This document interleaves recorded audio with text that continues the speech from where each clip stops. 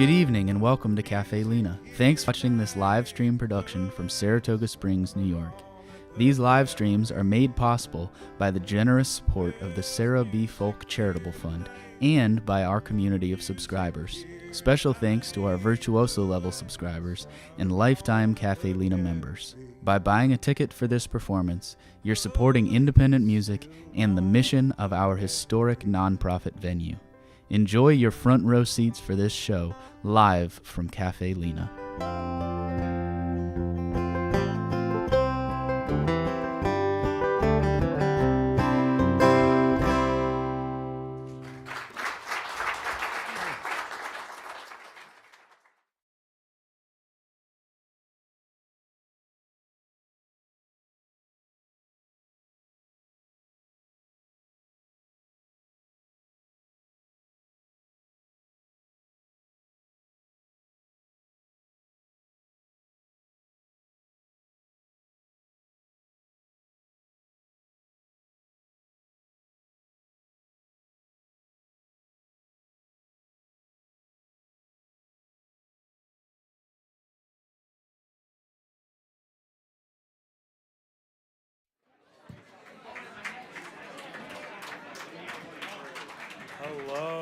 Hello everybody. Good evening and welcome to Cafe Lena, guys. That was a moderate clap. You guys know to set your levels, because if it was no.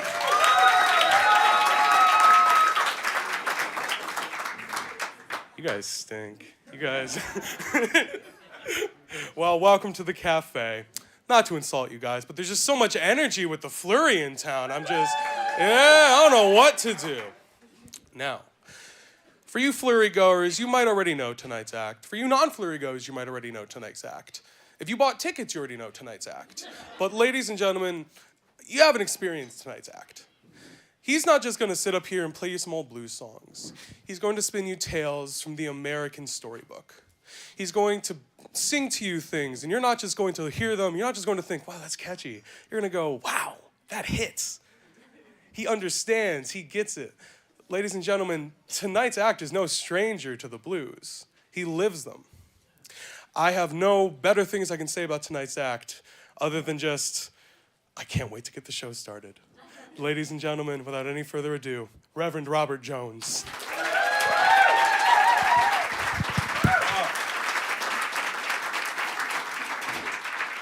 Thank y'all so much. Wow. I finally made it to Lena's. And my flurry people are here with me tonight. So it's good too. So, I have been here for like the last 3 days and meeting some of the most wonderful people, dancers and poets and musicians and storytellers, and it's great to be numbered among you. I will tell you that when I was a kid, my grandmother brought home a recording, and it was a record. Young people, records are the big black compact disc that you can actually read about the artist because it had something called a liner note. It's great. And my grandmother was so excited. She was from Connecticut County, Alabama, a little town called Daphne, which is very close to Mobile. And she said, this is the music we used to listen to down south.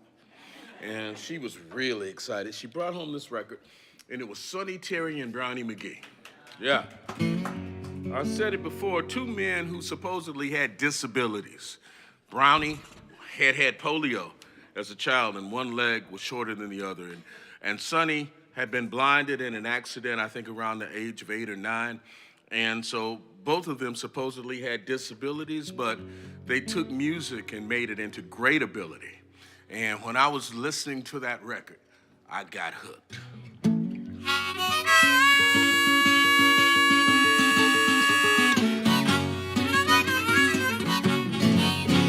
My baby and me, we never used to fight. Used to love, hug, and kiss at night. I came home one she had gone away. Ever since she went away, no, my heart does nothing but ache. Her address is unknown, Lord. Blues is here to stay. She's gone, but I forgot. Tell you the reason why. She had the kind of loving, love that would satisfy. She had love like the ocean rolling that comes in with the tide. Well, I hope, Lord, I hope there comes a day she let her love roll by my way and explain to me herself the reason why she left.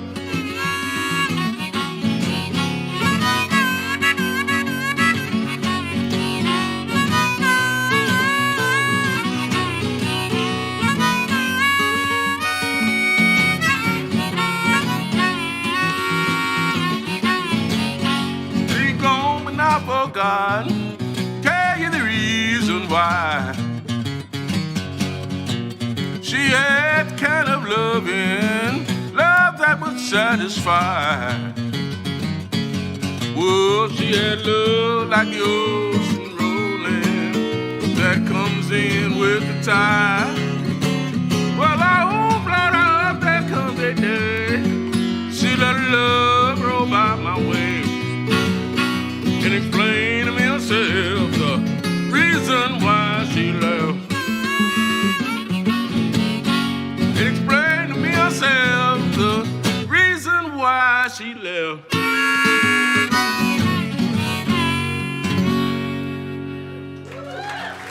Thank you. Thank you so much. Well, fell in love with that kind of music, right? And it got me hooked. And then I started to discover, like my grandmother was so proud of that song. I started to ask myself where this music came from. You know, where did it start? And it started in the spiritual. And then the spiritual led to the prayer and praise him. The prayer and praise him led to the blues. And then the blues led to everything else. So I love that. But then I also think chronologically, right, about what was happening in the world when this blues music was being made, when Blind Lemon Jefferson was just creating a whole new style of music. Single-handedly, he was a finger picker. Now, a finger picker's different from a flat picker. There are great flat pickers around. I mean, I was been in the presence of the great Doc Watson and a lot of really cool people, but there's something about this finger picking idea when you're too cheap to get a band. And you gotta try to make the guitar sound like a band. And Blind Lemon did that. A big, humongous man who had two great talents. One was wrestling.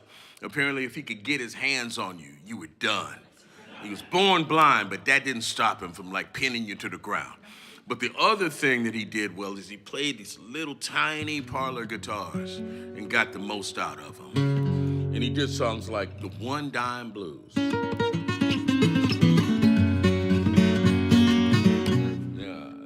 Come on now. I must have full resonance on my capo.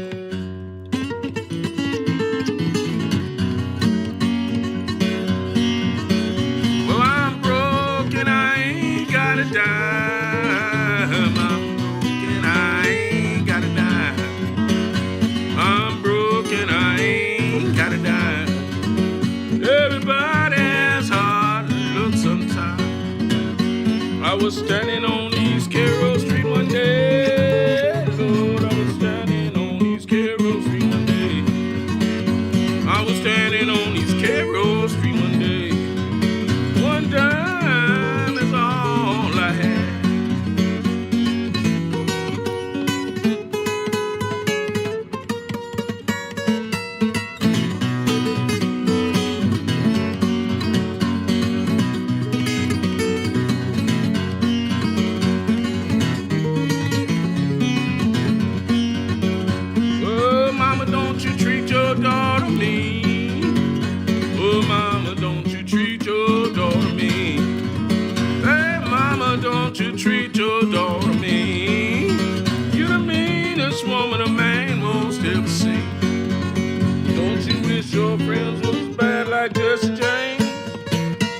Don't you wish your friend was bad like Jesse James? Oh, don't you wish your friend was bad like Jesse James? Take 2 6-shooters highway, a passenger train.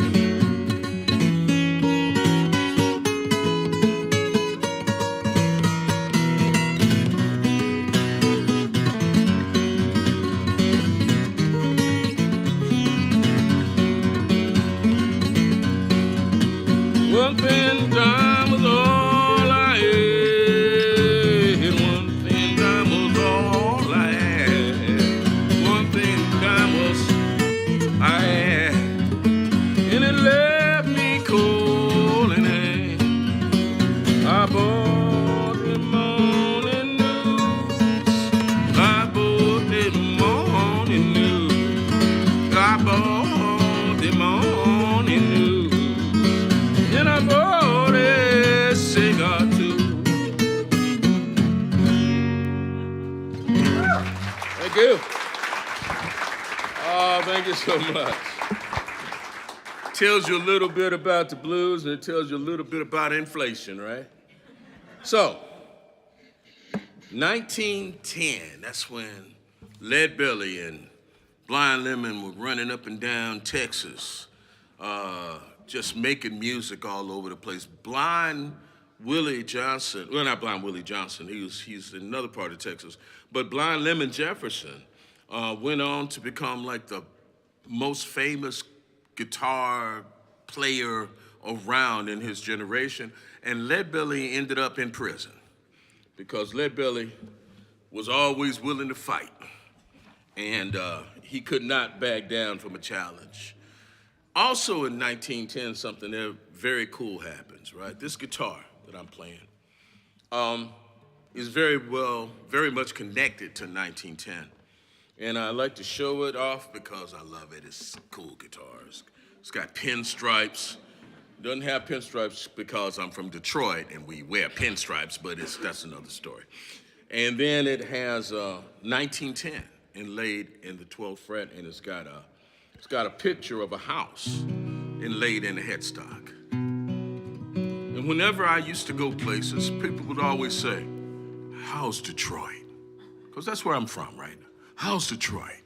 Like a patient on life support. Clear. And I said, Detroit's fine, you know.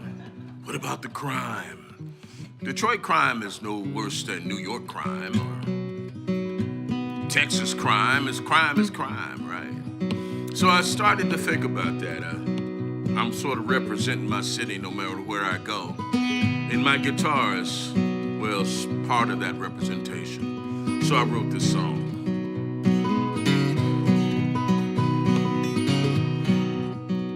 This old house was built on Trumbull Street back in 1910 when the whole world worked for Henry Ford, was the poor man's friend.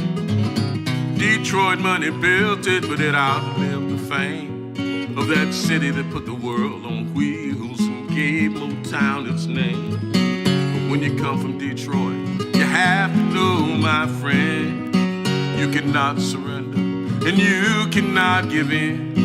And even when you're broken and you're almost at the end, know that if you save the pieces, you will rise again. Milton Smith, he lived in this old house for almost 60 years. And it had its share of singing, and it had its share of tears. Through the Coolies and Hernandezes, time would take its toll. 2012, they tore it down. 102 years old. But when you come from Detroit, you have to know, my friend, you cannot surrender. Lord, you dare not give in. And even when you're broken and you're almost at the end, know that if you save the pieces, you will live again. I'm just a Detroit storyteller, but I travel near and far. And a Detroit storyteller wants to play a Detroit guitar.